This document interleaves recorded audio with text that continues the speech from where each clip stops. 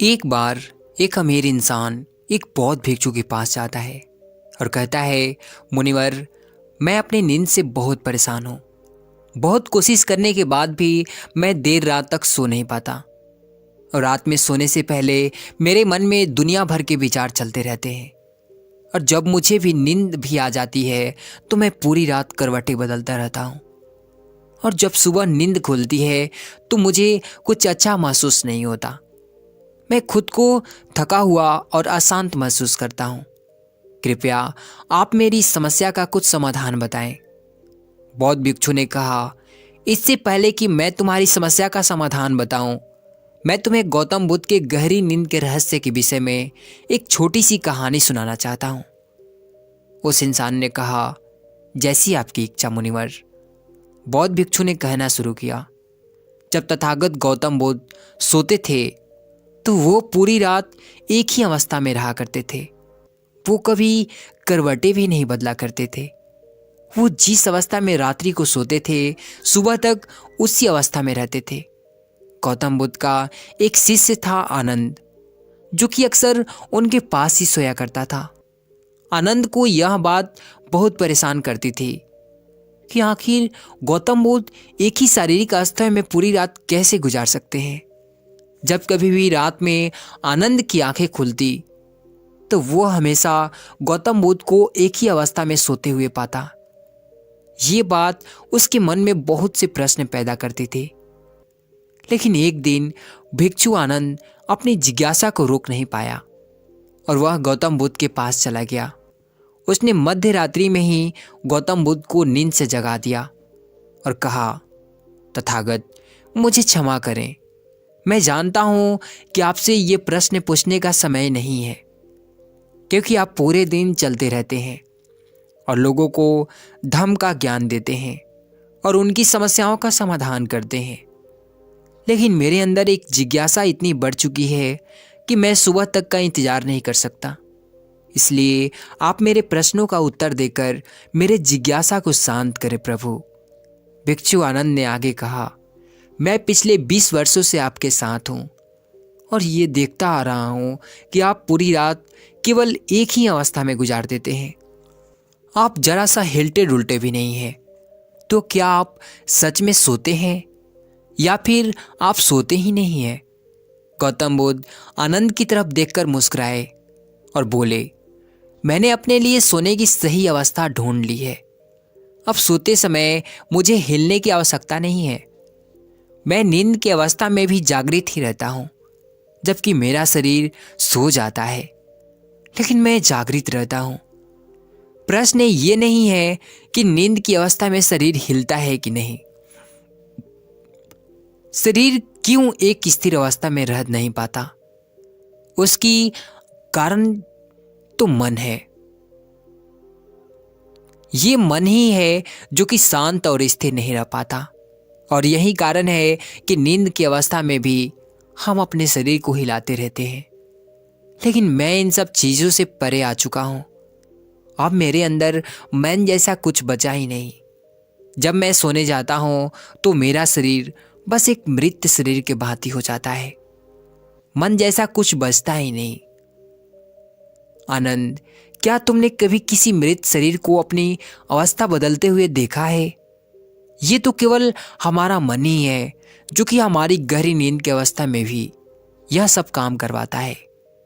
एक बार मन स्थिर हो जाए, मन शांत हो जाए, तब तुम्हारा शरीर गहरी निद्रा में चला जाएगा। लेकिन तुम भीतर से जागृत रहोगे। भीतर से तुम सब कुछ अनुभव कर पाओगे। सोने के बाद भी तुम्हारी जागरूकता एक छोटे से जलते हुए दीपक की तरह लगातार प्रज्वलित रहेगी। कहानी खत्म करने के बाद बौद्ध भिक्षु ने उस अमीर इंसान से कहा, एक जागृत इंसान ना कि केवल अपने शरीर को पूरी जागरूकता के साथ देखेगा, बल्कि वह अपने मन को भी पूरी जागरूकता के साथ देखता रहता है। एक जागृत आदमी सामान्य आदमी की तरह नहीं सोते। जब सामान्य आदमी सोता है तो वह अवचेतन हो जाता है। उसे अपने जब सामान्य व्यक्ति सोता है तो वह अचेतन हो जाता है। उसे अपने आसपास का भी पता नहीं होता। इसीलिए तो वह अपने सपनों को भी चुनाव नहीं कर पाता। लेकिन जब एक बुद्ध व्यक्ति सोता है तो वह जागरूक होता है। जैसे सुबह आंखें खुली होती है, वैसे ही बुद्ध व्यक्ति की नींद में भी होती है। इसीलिए ऐसा कहा जाता है कि बुद्ध व्यक्ति कभी सोते नहीं है। जब एक आम इंसान सोने जाता है तब उसे नहीं पता चलता कि वो कब सो जाता है। लेकिन यदि तुम जागने और सोने के बीच के उस छोटी से पल में, जब हम सोने के एकदम करीब होते हैं, जागृत रह पाए तो कुछ अजीब घटित होगा जो तुम्हें जागरूकता के और करीब ला जाएगा। यह सुन उस इंसान ने कहा, मुनिवर, मुझे इतनी गहरी आध्यात्मिक की बातें समझ नहीं आती। कृपया आप मुझे आसान शब्दों में समझाएं कि मुझे आसानी से गहरी नींद क्यों नहीं आती। बौद्ध भिक्षु ने कहा, देर रात तक जागने और आसानी से गहरी नींद ना आने का 5 प्रमुख कारण है। पहला कारण है बिस्तर पर सोने के अलावा अन्य काम करना। जैसे कि बहुत से लोगों की आदत होती है कि वो बिस्तर पर ही खाना खा लेते हैं, बिस्तर पर ही पढ़ाई करने बैठ जाते हैं, और ऐसे ही बहुत से काम वो अपने शयन कक्ष में ही करते हैं। शयन कक्ष का अर्थ ही होता है सोने की जगह। लेकिन लोग इसे अन्य कामों के लिए भी प्रयोग करते हैं, जिससे हमारे मस्तिष्क में शयन कक्ष का एक निश्चित अर्थ नहीं रह जाता। इसीलिए फिर जब हम बिस्तर पर सोने जाते हैं तो हमारा मन पूर्ण रूप से इस बात को स्वीकार नहीं कर पाता कि अब हमें सोना है, क्योंकि आपने उसी जगह पर किसी अन्य कामों को करने की आदत डाल ली है। दोस्तों, अगर आज के समय के अनुसार बात करें तो हम फोन भी बिस्तर पर लेटकर ही चलाते हैं, ऑफिस का काम भी बिस्तर पर ही करते हैं, चाहे मूवी देखना हो, खाना खाना हो, वीडियो गेम खेलना हो या गप्पे मारना हो। आजकल लोग अपना अधिकतर समय बिस्तर पर यूं ही लेटे लेटे गुजार देते हैं, जिसकी वजह से हमारे मन में बिस्तर अब सिर्फ एक सोने की जगह नहीं रही। ये एक बड़ा कारण है कि जब हम बिस्तर में सोने जाते हैं तो हमें घंटों तक नींद नहीं आती। बौद्ध भिक्षु ने आगे कहा, बौद्ध आश्रमों में एक भिक्षु सुबह सोकर उठते ही अपने बिस्तर का त्याग कर देता है और फिर वो दोबारा रात में सोने के वक्त ही बिस्तर पर वापस जाता है, जिससे उसके मस्तिष्क को पता है कि बिस्तर में आने का अर्थ है गहरी निद्रा में जाना। गहरी और आरामदायक नींद ना आने का दूसरा कारण है सोने के एक निश्चित समय का निर्धारित न होना। बौद्ध भिक्षु ने कहा, अगर तुम सुबह जल्दी और पूरी नींद लेकर उठना चाहते हो तो तुम्हें रात को जल्दी और एक निश्चित समय पर सोने की आदत डालनी होगी। बौद्ध आश्रमों में रहने वाले भिक्षु हमेशा ही एक निश्चित समय पर सोने के से कुछ घंटे पहले हल्का और आसानी से पचने वाला भोजन ग्रहण करते हैं और रोज रात एक निश्चित समय पर सोने चले जाते हैं। तो इस तरीके से वो एक निश्चित दिनचर्या का पालन भी करते हैं। बौद्ध भिक्षु ने आगे कहा, गहरी नींद ना आने और सुबह उठने पर अच्छा महसूस ना करने का तीसरा कारण है कि सोने से पहले नकारात्मक विचारों के बारे में सोचना। आप जैसे विचारों के बारे में सोचते हुए सोते हैं, सुबह आँख खोलते ही आपके मन में सर्वप्रथम वैसे ही विचार आते हैं। इसलिए जब आप नकारात्मक विचारों को सोचकर सोते हैं तो सुबह आप उन्हीं के साथ उठते भी हैं।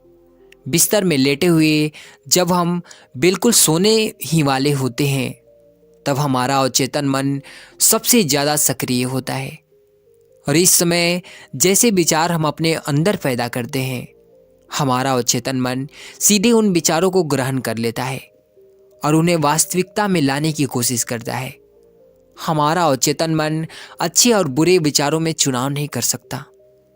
इसे ये नहीं मालूम कि हमारे लिए क्या अच्छा है और क्या बुरा। ये तो बस प्राप्त सूचनाओं पर काम करना शुरू कर देता है।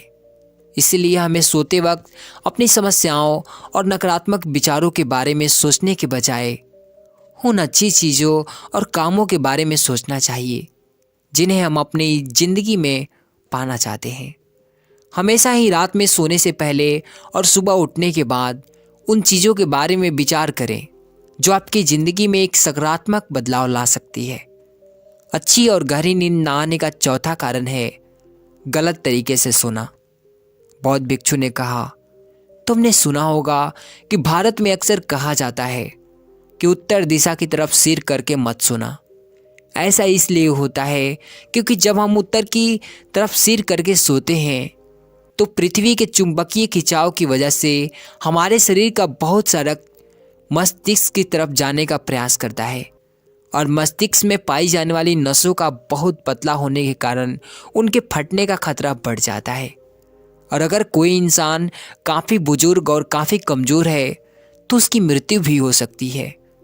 लेकिन आमतौर पर उत्तर की तरफ सिर करके सोने वाले लोग जब सुबह उठते हैं तो वो अपने सिर में एक तनाव सा महसूस करते हैं और उन्हें पूरी रात बेचैनी और करवटें बदल बदल कर बितानी होती है।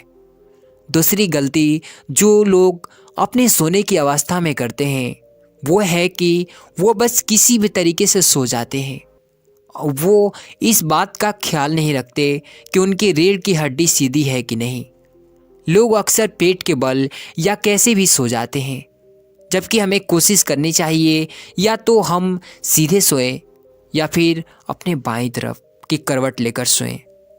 इससे शरीर के अंगों पर अतिरिक्त खिंचाव नहीं पड़ता। सोते वक्त ज़्यादा मोटे गद्दे का प्रयोग ना करें क्योंकि इससे आपके रीढ़ की हड्डी मुड़ती है और गहरी नींद में रुकावट पैदा होती है। साथ ही ज़्यादा मोटे तकिए का भी प्रयोग ना करें क्योंकि इससे आपकी गर्दन ज़्यादा मुड़ती है और आपका शरीर तनाव महसूस करता है और ये आपकी गहरी नींद में एक रुकावट का कारण बनता है। देर रात तक नींद ना आने और रात भर नींद में बेचैन रहने का पांचवा कारण है बहुत अधिक मात्रा में और देर से पचने वाले भोज्य पदार्थों का सेवन करना।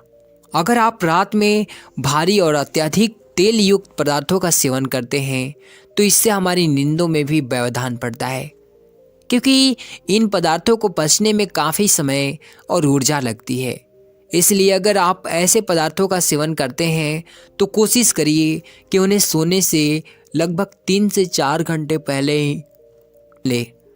उस इंसान ने कहा, मुनिवर, मैं ये तो समझ गया कि गहरी और आरामदायक नींद ना आने का क्या कारण है, लेकिन क्या आप अब ऐसे कुछ उपाय बता सकते हैं जिन्हें करने से हमें एक गहरी नींद लेने में सहायता मिले? बौद्ध भिक्षु ने कहा, मैं तुम्हें कुछ ऐसी क्रियाएं बता रहा हूँ जिन्हें तुम सोने से पहले या उठने के बाद कर सकते हो, जिससे तुम्हारी नींद तो गहरी होगी ही, साथ ही तुम्हारे जीवन में एक सकारात्मक बदलाव भी आएगा। और ये सारी ही क्रियाएं तुम्हें नित ही करनी है। इसमें से जो 3 क्रियाएं तुम्हारे लिए उपयुक्त बैठे तुम कर सकते हो। सबसे पहले कोशिश करो कि सोने से पहले हल्के गुनगुने पानी से स्नान कर लो। इससे हमारा शरीर जागृत और तनाव मुक्त हो जाता है। तुमने देखा होगा कि जब कोई इंसान स्नान करके आता है तो उसके भीतर से एक सकारात्मक ऊर्जा महसूस होती है। वो ज़्यादा खुश और तनाव मुक्त लगता है। इसका कारण ये है कि हमारा ज़्यादा शरीर पानी है और पानी हमारे शरीर का एक बुनियादी हिस्सा है। सोने से पहले हो सके तो अपने शयन कक्ष में कोई जैविक तेल, रुई का बना हुआ दीपक जलाएं। इससे आप आसपास के वातावरण में सकारात्मकता आती है। और सोने से पहले थोड़ा सा पानी पीकर जाएं। इससे आपको काफ़ी मदद मिलेगी। जब आप बिस्तर में जाएं तो सोने से पहले कुछ मिनटों तक ध्यान करें और हर उस चीज़ के लिए आभार व्यक्त करें जो आपके पास है, या फिर आप अपने दिन के उन सभी अच्छे कार्य के बारे में सोच सकते हैं जो आपने आज किए हैं। एक बार एक गुरु अपने आश्रम में कुछ शिष्यों को जीवन में अनुशासित रहने की शिक्षा दे रहे थे। उपदेश पूरा होने के बाद सभी शिष्य अपने कार्य में लग जाते हैं। तभी उनके पास एक शिष्य आता है और कहता है कि महात्मा जी, मैं इतनों दिनों से आपके उपदेशों को सुन रहा हूँ। आज भी आपने अनुशासन में रहने के ऊपर उपदेश दिया। मैं जानना चाहता हूँ कि हमारे जीवन में अनुशासन का क्या महत्व है। हम जो शिक्षा लेते हैं उसका संबंध हमारे बौद्धिक स्तर से होता है, तो फिर इसमें अनुशासन का क्या महत्व? क्यों हम शिष्यों को अनुशासन की इन जंजीरों से बांध दिया जाता है? इसका कारण क्या है? इस बात पर वो महात्मा उस शिष्य से कहते हैं, तुम्हारे इस प्रश्न का उत्तर मैं आज नहीं फिर कभी और दूंगा। ये कहकर महात्मा वहां से चले जाते हैं। लेकिन शिष्य की उत्तर जानने के लिए बहुत उत्सुक था। वो उस समय तो लौट जाता है, लेकिन अगले दिन पुनः जब महात्मा सभा को संबोधित करते हैं तो शिष्य उनसे फिर से वही प्रश्न का उत्तर मांगता है। महात्मा फिर उसे कहते हैं कि आज नहीं कल इसका उत्तर दूंगा, और इतना कहकर उस सभा को समाप्त कर देते हैं। शिष्य पुनः शांत बैठ जाता है। अगले दिन जब फिर से सभी शिष्यों को उपदेश देने के लिए आते हैं तो वो भी फिर से उसी प्रश्न का उत्तर मांगता है। ये सुन वो गुरु उनसे कहते हैं कि बेटा आज नहीं कल मैं इसका उत्तर दूंगा। गुरु और शिष्य के बीच 7 दिन तक लगातार ऐसा ही चलता रहता है। इससे शिष्य को हैरानी होती है कि गुरुजी मेरी बातों को बार बार कल पर क्यों टाल देते हैं, और वो कल कभी आता ही नहीं। इस बात से वो नाराज हो जाता है और फैसला करता है कि मैं कल के सभा में जाऊंगा ही नहीं। जब उस सभा में गुरुजी ने देखा कि वो शिष्य कहीं दिखाई नहीं दे रहा, तो बाकी शिष्यों से पूछते हैं कि वो शिष्य कहीं दिखाई नहीं दे रहा है। जब सभा पूरी होती है तो गुरुजी उस शिष्य के पास जाते हैं और वो देखते हैं कि वो कुटिया में आराम से लेटा हुआ है। जब वो गुरुजी को आते देखता है तो वो तुरंत उठकर बैठ जाता है। तब उससे गुरुजी पूछते हैं कि क्या हुआ वत्स, तुम आज सभा में क्यों नहीं आए? यह सुन शिष्य उनसे कहता है कि यदि आप मेरे प्रश्नों को उत्तर ही नहीं देना चाहते हो तो उस सभा में मेरे जाने का क्या मतलब बनता है, इसलिए मैं आपके सभा में शामिल नहीं हुआ। ये सब महात्मा कहते हैं कि मैं तुम्हारे सभी प्रश्नों का उत्तर अवश्य दूंगा, लेकिन आज नहीं कल हम सभी एक नगर की यात्रा पर जा रहे हैं। वहीं पर मैं तुम्हें तुम्हारे प्रश्नों के उत्तर दूंगा। ये सुनकर शिष्य को अच्छा लगता है और वो गुरु से कहता है कि ठीक है गुरुदेव, मैं भी अवश्य जाऊंगा। फिर अगले दिन महात्मा और उनके कुछ शिष्य किसी नगर की यात्रा पर निकलते हैं। चलते चलते मार्ग में एक नदी पड़ती है और वो सभी वहीं पर रुक जाते हैं और सभी हाथ पैर धोने लगते हैं।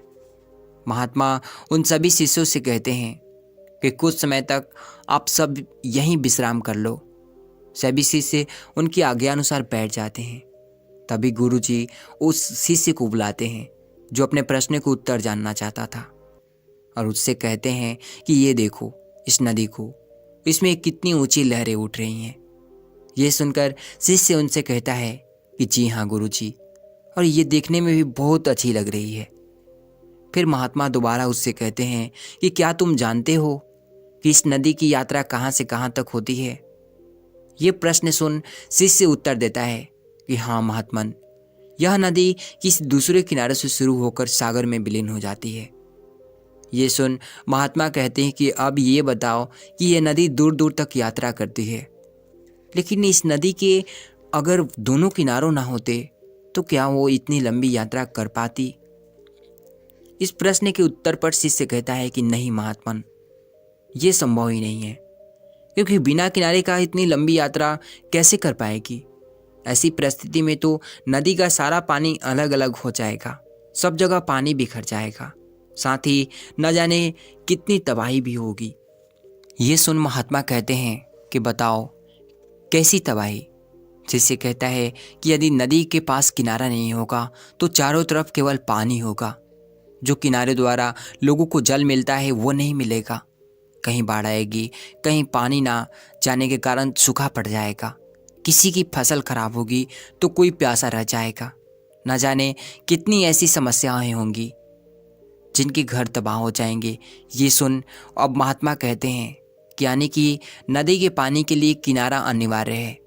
ये सुन शिष्य कहता है कि हाँ, नदी यदि अपने किनारे के सहारा चलेगी तो दूर तक जाएगी, लंबी यात्रा करेगी, हर किसी के पास पहुंचेगी। शिष्य की बात सुन गुरु कहते हैं कि तुमने बात बिल्कुल सही कही। मैं तुम्हारी इस उत्तर से पूरी तरह से संतुष्ट हुआ। ये सुन शिष्य कहता है, किंतु अभी तक आपने मेरे प्रश्नों का उत्तर नहीं दिया। ये सुन तब महात्मा कहते हैं, तुम्हारे प्रश्नों का यही उत्तर है वत्स।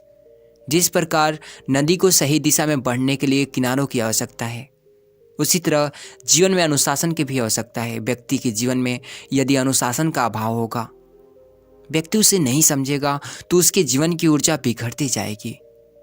उसकी शरीर व मन निष्प्राण और निस्तेज होते जाएंगे। यदि व्यक्ति अपने लक्ष्य की तरफ बढ़ना चाहता है, कुछ करना चाहता है, कुछ पाना चाहता है, तो उसके लिए केवल लक्ष्य पर ही ध्यान लगाना ही नहीं और अन्य चीज़ों पर भी ध्यान लगाना जरूरी है, जिससे धैर्य, एकता, साहस के साथ अनुशासन भी जरूरी है। अनुशासित व्यक्ति ही जीवन में अपने समय का महत्व समझते हुए हर चीज को परखते हुए आगे बढ़ सकता है। तुम एक शिष्य हो, अपनी शिक्षा भी ले रहे हो। यदि आज ही तुम अनुशासन में नहीं रहोगे, नियमों का पालन नहीं करोगे, तो तुम्हारी सफलता प्राप्त करना नामुमकिन है, क्योंकि तुम भटक जाओगे। यदि तुम अनुशासन में रहोगे तो आसानी से विद्या को आत्मसात कर लोगे। अनुशासन हर व्यक्ति के जीवन में आवश्यक है। सुबह उठने से लेकर रात सोने तक का कार्य अनुशासन में करना आवश्यक है। जब एक व्यक्ति अनुशासन का पालन करता है तो वह हर तरह से सभी के लिए प्रेरणा बनता है। एक व्यक्ति अनुशासन का पालन करता है तो उसे देखकर अनेक लोग अनुशासन का पालन करना सीखते हैं। यदि तुम सही दिशा में हो तो लोग तुम्हें देखकर उसी दिशा में पार हो जाएंगे।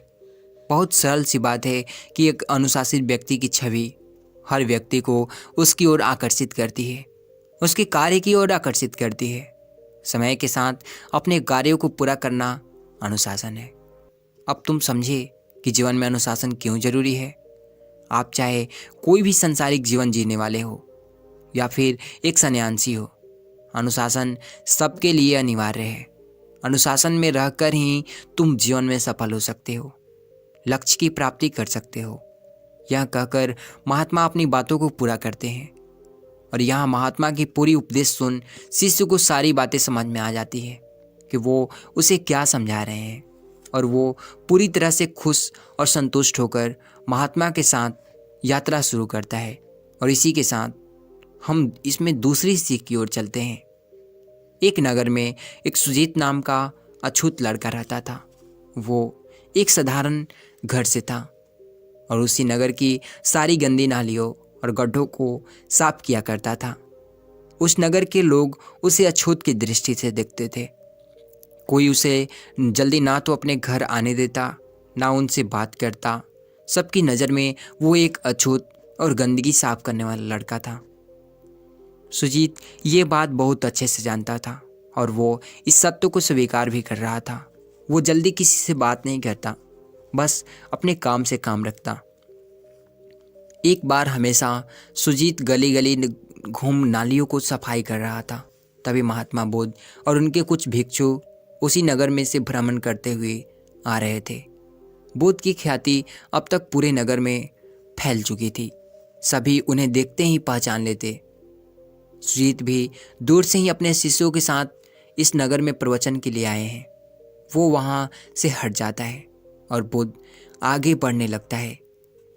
सुजीत के मन में बुद्ध को देख के ये ख्याल आ जाता है कि बुद्ध तो एक राजघराने से हैं, वो बहुत ही उच्च कुल के हैं।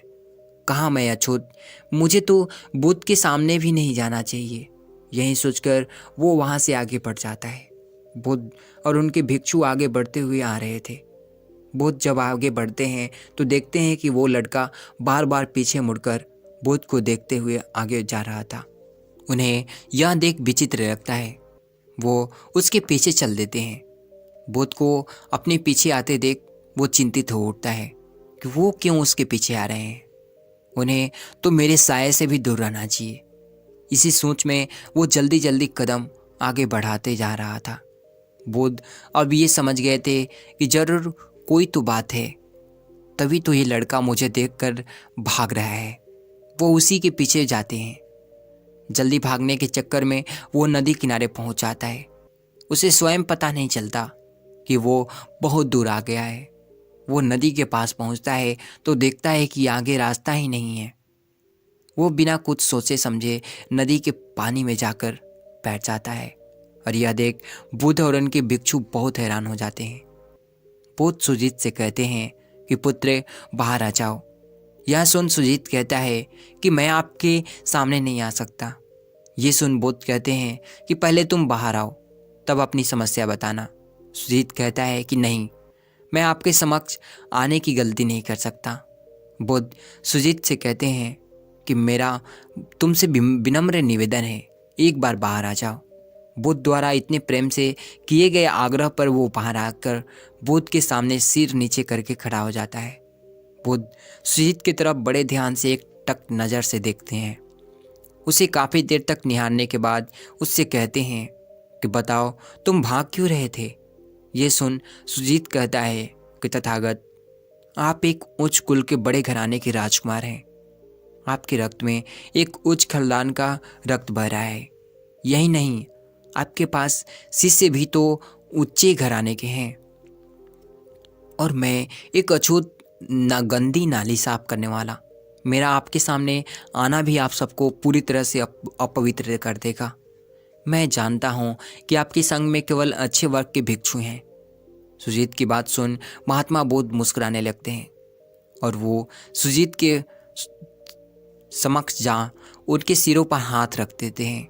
ये देख सुजीत भावुक हो जाता है क्योंकि किसी ने पहली बार उसे स्नेह भरी नज़रों से हाथ रखा था, ना कि उसे अछूत कहकर उसका तिरस्कार किया था।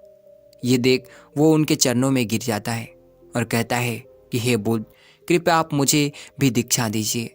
मैं भी आपका अनुयायी बनना चाहूँगा। कृपया इस तुच्छ अछूत पर कृपा करें। यह सुन बुद्ध कहते हैं कि मैं तुम्हें स्वयं के संग में शामिल करूँगा, लेकिन उससे पहले स्वयं को ये अछूत कहना बंद करना होगा। तुम स्वयं को सबके सामने सबके सम्मान मानो। तब सुजीत कहता है कि ये कैसे संभव है प्रभु, मैं एक गंदगी साफ करने वाला कैसे सभी के सामने बराबरी कर सकता हूँ। यह सुन बुद्ध कहते हैं कि यही तो गर्व की बात है। लोग तो अपने घर की सफाई करते हैं, वहाँ की गंदगी फेंकते हैं, लेकिन तुम तो सबकी गंदगी साफ कर रहे हो। तुमसे बड़ा कौन है? तुम स्वयं एक अच्छा काम कर रहे हो। सभी को तुमसे प्रेरणा लेनी चाहिए, क्योंकि वो ऊंच होकर भी वो नहीं कर पाए जो तुमने कर दिया। यह सुन सुजीत बड़ा प्रसन्न होता है। किसी ने पहली बार उसे अछूत न होने का एहसास कराया था, बल्कि सम्मान भी दिया था। सुजीत बुद्ध से कहता है कि क्या मैं आपके संग में शामिल हो सकता हूँ? बुद्ध कहते हैं कि बिल्कुल। बुद्ध के संग द्वार हमेशा सबके लिए खुले रहते हैं। वो स्वयं के पास से एक गेरुए रंग का वस्त्र उसे थमा देते हैं और कहते हैं कि लो, अब तुम एक भिक्षु हो। यह सुन सुजीत का मन बहुत प्रसन्न होता है। उसके मन में शुरू से ही बुद्ध के संग में शामिल होने की मनसा थी, लेकिन लोगों के भय द्वारा, तिरस्कार द्वारा उसने कभी साहस नहीं किया था। लेकिन उस दिन से वो बुद्ध के संग में जुड़ गया। कुछ ही दिनों बाद ये बात उस नगर में आग की तरह फैल गई कि बुद्ध ने एक अछूत लड़के को अपने संग में शामिल कर लिया है। यह सुन उस नगर के राजा प्रसन्नजित और कुछ उच्च वर्ग के लोग बुद्ध के पास पहुंच जाते हैं और कहते हैं कि हे बुद्ध, ये आप कैसी भूल कर रहे हैं? ये गंदी नाली साफ करने वाले अछूत को अपने पास बैठा रहे हैं। ये ऊपर नहीं नीचे का हकदार है। यह सुन बुद्ध कहते हैं कि बुद्ध के द्वारा सभी के लिए खुले हैं और यहाँ आने के बाद सब एक समान है। इतना कहकर वो वहाँ से अपने भिक्षुओं के साथ आश्रम के लिए निकल जाते हैं। आश्रम पहुँचने के बाद सुजीत प्रतिदिन बुद्ध के समीप रहता, उनके उपदेशों को ध्यान सुनता और ध्यान करता। यानी कि एक बौद्ध भिक्षु का हर एक कर्तव्य नियम का पालन करता था। और पालन करते करते कुछ महीनों में उसने सब कुछ सीख लिया और वो भिक्षु बन गया और स्वयं को कम समय में ही इतने पारंगत कर लिया कि बुद्ध उसे दूसरे नगरों में प्रवचन करने के लिए, उपदेश देने के लिए भेजने लगे।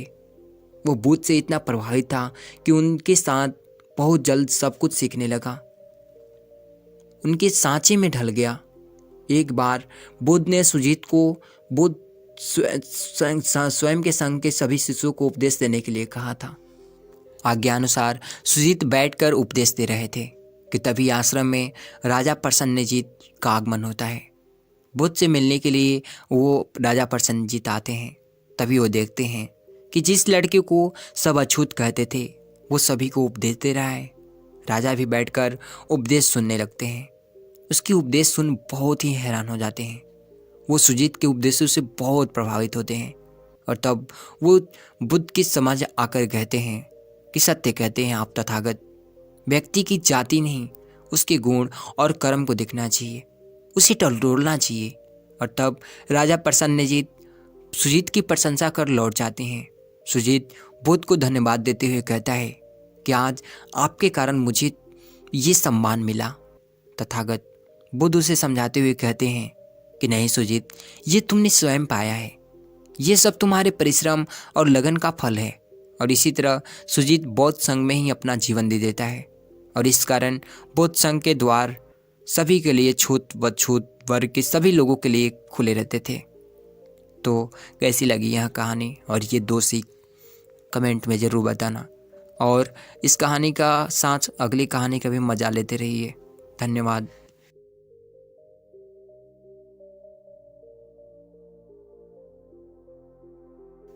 एक बार की बात है, आलस्य से एक परेशान व्यक्ति गौतम बुद्ध के पास आता है और कहता है, बुद्ध, मेरे अंदर बहुत आलस्य है। मैं इस आलस्य की वजह से जीवन में वो सब कुछ नहीं कर पा रहा जो मैं करना चाहता हूँ। इस आलस्य ने मुझे बहुत परेशान कर रखा है। इसकी वजह से मैं अपने जीवन में उन्नति नहीं कर पा रहा हूँ।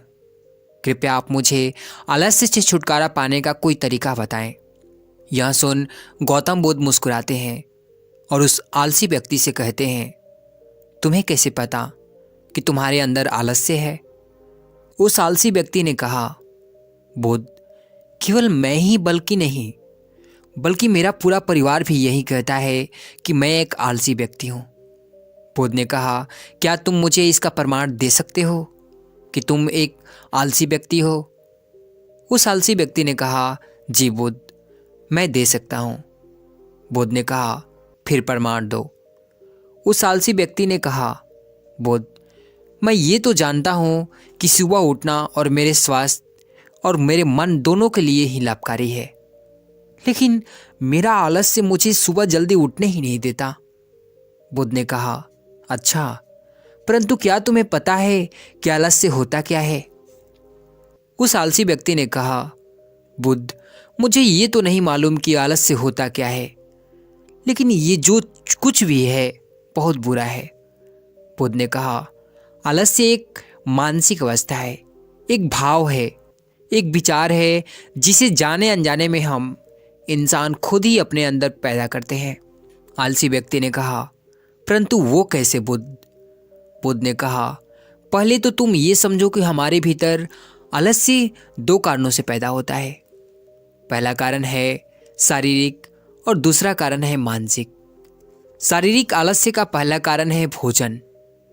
जब हम कोई ऐसा भोजन ग्रहण करते हैं जिसमें खुद कोई जीवन नहीं है, तो ये भोजन हमारे शरीर के लिए बोझ बन जाता है और फिर ये हमारे अंदर आलस्य पैदा करता है, क्योंकि हमारा शरीर भोजन से मिलने वाली ऊर्जा के सहारे चलता है और फिर हम इसे जैसा भोजन देते हैं वैसी ही ऊर्जा हमारे शरीर को प्राप्त होती है। इसलिए अगर तुम आलस्य से बचना चाहते हो तो आसानी से पचने वाले और सीधे प्रकृति से प्राप्त होने वाले भोज्य पदार्थों को अपने भोजन में शामिल करो। शरीर के स्तर पर आलस्य का दूसरा कारण है गलत तरीके से चलना, गलत तरीके से बैठना और गलत तरीके से लेटना। गौतम बुद्ध ने आश्रम के भिक्षुओं की तरफ इशारा करते हुए उस आलसी व्यक्ति से कहा, अगर तुम ध्यान से देखो तो तुम्हें आश्रम के इन भिक्षुओं के चलने, बैठने और लेटने की अवस्था में एक विशेष प्रकार का संतुलन नजर आएगा। जब ये चलते हैं तो इनके पैरों के बीच एक तालमेल होता है। जब ये बैठते हैं तो इनकी रीढ़ की हड्डी एकदम सीधी होती है और गर्दन थोड़ी सी ऊपर होती है, और जब ये लेटते हैं तो इनका शरीर एकदम शिथिल होता है। इनके शरीर के किसी भी अंग पर कोई तनाव नहीं होता, जिसके कारण ये एक गहरी और आरामदायक नींद ले पाते हैं। उस आलसी व्यक्ति ने पूछा, बुद्ध, क्या पर्याप्त नींद लेना ही उतना ही जरूरी है? बुद्ध ने कहा, ना कम ना ज्यादा, हमेशा पर्याप्त मात्रा में नींद लेना लाभकारी होता है। अगर तुम आज रात पर्याप्त नींद नहीं लोगे तो तुम्हारा कल का पूरा दिन थकान और आलस से भरा होगा। इसलिए पर्याप्त नींद भी उतना ही जरूरी है। आलसी व्यक्ति ने कहा, हाँ बुद्ध, ये मैंने भी महसूस किया है। बुद्ध ने कहा, शरीर के स्तर पर आलस्य का तीसरा कारण है सुबह जल्दी ना उठ पाना। यह सुनो उस आलसी व्यक्ति ने कहा, हाँ बुद्ध, मैं सुबह जल्दी उठ ही नहीं पाता हूँ। बुद्ध ने कहा, तुम सुबह जल्दी तब उठ पाओगे जब तुम रात में जल्दी सोओगे। बुद्ध ने आश्रम के भिक्षुओं की तरफ फिर से इशारा करते हुए कहा, इन भिक्षुओं को देखो, इन्होंने रात्रि में अपने सोने का एक समय निश्चित कर लिया है और यही कारण है कि यह रोज प्रातःकाल जल्दी उठने में सक्षम हो पाते हैं। हर एक बौद्ध भिक्षु को अनुशासन का पालन करना पड़ता है और यही अनुशासन इनके जीवन में संतुलन लाता है। कुछ लोग अनुशासन को एक बंधन समझते हैं।